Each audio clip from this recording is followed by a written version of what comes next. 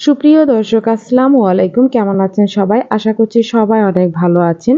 তেল চর্বি সহ গরুর মাংস বা হাড় সহ গরুর মাংস এসব দিয়ে আজকে মুগ ডাল রান্নার রেসিপি শেয়ার করব আপনাদের সাথে। এই রান্নাটা কিন্তু পুরোপুরি ভিন্নভাবে আমি আজকে শেয়ার করব আপনাদের সাথে। পুরো রেসিপিটাই দেখে বুঝতে পারবেন। আর এই রেসিপিটা কিন্তু ভাত, রুটি, পরোটা, পোলাও সবকিছুর সাথেই খাওয়া যায়।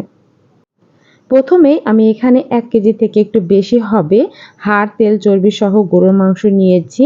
আর অনেক মাংসের থেকে এই মাংসগুলো কিন্তু আমি আলাদা করে রেখেছিলাম এভাবে রান্না করার জন্য।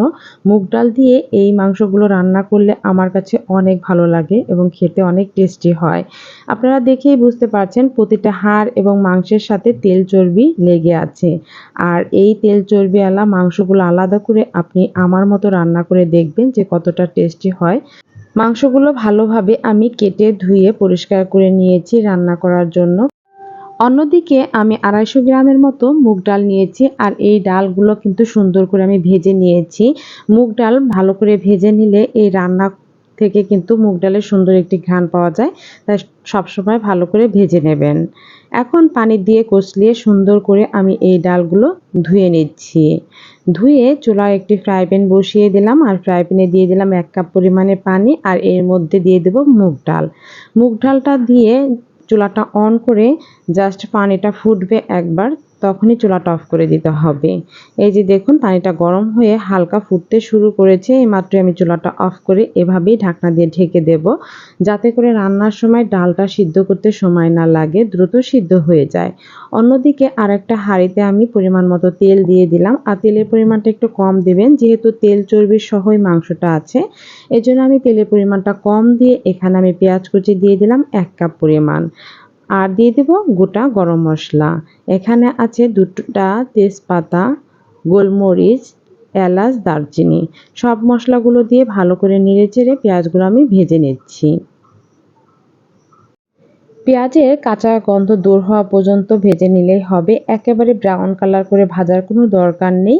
হালকা কালার চেঞ্জ হয়ে আসলেই পেঁয়াজটা ভাজা হয়ে যাবে।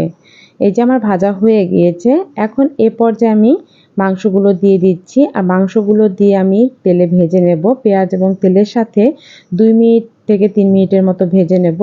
দিয়ে দিলাম লবণ। লবণ দিলে মাংস থেকে যে পানি উঠে আসবে, এতে ভাজাটাও ভালো হবে। মাংসটাও কিন্তু দ্রুত সিদ্ধ হয় রান্নার প্রথমে যদি আপনারা লবণটা ব্যবহার করেন। ২ মিনিটের মতো নেড়েচেড়ে আমি ভেজে নেওয়ার পরে বাটা মশলাটা অ্যাড করব। এখন এর মধ্যে ১ চামচ পরিমাণে আদা বাটা, ১ চামচ পরিমাণে রসুন বাটাটা ব্যবহার করলাম। আদা, রসুন দিয়েও ভালো করে মাংসটা আমি ভেজে নেব। আর এই প্রসেসে কিন্তু বাবুর্চিরা রান্না করে থাকে। বিয়েবাড়ির অনুষ্ঠানে কিন্তু এই ডালটা খুব চলে। সবাই কিন্তু এই ডাল দিয়ে তৃপ্তি সহকারে খেতে পারে। আসলে মাংস দিয়ে কিন্তু মানুষ তৃপ্তি সহকারে ভাত বা পোলাও খেতে পারে না। ২ থেকে ৩ মিনিট ভালো করে নেড়েচেড়ে এখন গুঁড়া মশলাগুলো অ্যাড করব। প্রথমে দিয়ে দিয়েছি ১ চামচ হলুদ গুঁড়া, ১ চামচ মরিচ গুঁড়া, ১ চামচ ভাজা জিরে গুঁড়া, ১ চামচ ধনিয়া গুঁড়া। এখন ভালো করে নেড়েচেড়ে আবারও আমি কষিয়ে নেব সকল মশলাগুলো দিয়ে। যারা বেশি ঝাল পছন্দ করেন বা স্পাইসি করে খাবার পছন্দ করেন, তারা কিন্তু আরও একটু ঝাল অ্যাড করতে পারেন। তবে আমি ১ চামচ গুঁড়া মশলাটা দিয়ে দিয়েছি। পরে কিছু কাঁচামরিচ অ্যাড করে দেব। ভালো করে নেড়েচেড়ে নিলাম আমি। আর এই মশলাগুলো দিয়ে কিন্তু ভালো করে নেড়েচেড়ে আমি কষিয়ে নিচ্ছি। প্রথমে পানি দেইনি। এখন আমি কষানোর জন্য পানি দিয়ে দেব। ১/২ কাপ পরিমাণে আমি পানি দিয়ে দিলাম এখানে। আর এই পানিটুকু শুকিয়ে কিন্তু আমি মাংসগুলো একেবারে কষিয়ে নেব। এখন ঢাকনা দিয়ে আমি ঢেকে বারবার নেড়েচেড়ে মাংসগুলো কষিয়ে নিচ্ছিলাম।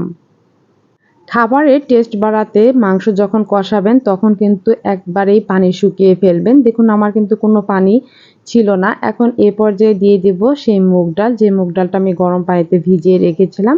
এই মুগ ডালটা দিয়েও ভালো করে আমি কষিয়ে নেব। কোনো প্রকারে পানি থাকা যাবে না। পানি শুকিয়ে সুন্দর করে আমি কষিয়ে নেব। আর এই মাংসের সাথে মুগ ডাল কষানোর কারণে কিন্তু রান্নাটা অনেক টেস্টি হবে এবং মুগ ডালের মধ্যেও সব ধরনের মশলা ভালো করে যেতে পারবে। ঢাকনা দিয়ে ঢেকে মাঝে মধ্যে নেড়েচেড়ে আমি পুরো মাংস এবং মুগ ডালগুলো কষিয়ে নিচ্ছি। এই মাংস এবং মুগ ডাল কষাতে আমার 5 থেকে 6 মিনিটের মতো সময় লেগেছে। দেখুন তেল উঠে এসেছে এবং মাংস এবং মুগ ডালগুলো কিন্তু সুন্দর করে কষানো হয়ে যাচ্ছে। মুগ ডাল কিন্তু আমি সিদ্ধ করিনি এই কারণেই, কারণ মাংসের সাথে আমি এই মুগ ডালটা কষানোর কারণেই ভালো করে সিদ্ধ হয়ে যাবে। এজন্যই জাস্ট একটু গরম পানির মধ্যে ভিজিয়ে রেখেছিলাম। দিয়ে দিচ্ছি কিছু কাঁচামরিচ ফালি। মুগ ডাল কিন্তু একেবারে সিদ্ধ করবেন না কখনোই। গরম পানির মধ্যে ভিজিয়ে রাখলেও হবে এবং আমার মতো এভাবেও ঢাকনা দিয়ে ঢেকে রাখতে পারেন। পুরো মাংস এবং মুগ ডালগুলো কিন্তু আমার কষানো হয়ে গিয়েছে। এখন আমি অ্যাড করব ঝোলের পানি। আর এ পর্যায়ে কিন্তু গরম পানি দিয়ে দিচ্ছি আমি। এ পর্যায়ে আপনারা ঠান্ডা পানি ইউজ করবেন না, গরম পানিটাই দেওয়ার চেষ্টা করবেন। এতে করে খাবারের টেস্টটা বজায় থাকবে এবং মাংসটাও দ্রুত সিদ্ধ হয়ে যাবে। ঝোলের পানিটা দিয়ে আমি ঢাকনা দিয়ে ঢেকে রান্নাটা করে নেব আরও 10 মিনিটের মতো। মাঝে একটু নেড়ে চেড়ে দিচ্ছি। ভালোভাবে নেড়েচেড়ে দিয়ে এখন আমি দিয়ে দেবো 1/2 চামচ পরিমাণের ভাজা জিরের গুঁড়ো আর 1/2 চামচ পরিমাণের গরম মশলার গুঁড়ো। আর এই রান্নার ক্ষেত্রে কিন্তু ঝোলটা একটু পাতলা টাইপের রাখতে হবে, কারণ এটা ঠান্ডা হলে প্রচুর পরিমাণে ঘন হয়ে যায়। তাই সবসময় এই মুগ ডাল রান্না করার জন্য একটু এরকম ঝোল ঝোল করে রেখে দেবেন। রান্নাটা প্রায় কমপ্লিট, তারপরেও দেখুন মুগ ডাল কিন্তু একেবারে গলে যাবে না, এরকম সিদ্ধ হয়ে যাবে। ডালটা একেবারে সিদ্ধ মিহি হয়ে যাবে কিন্তু গলে যাবে না, এরকম আস্ত আস্ত থাকবে, দেখতেও ভালো লাগবে, খেতেও ভালো লাগবে।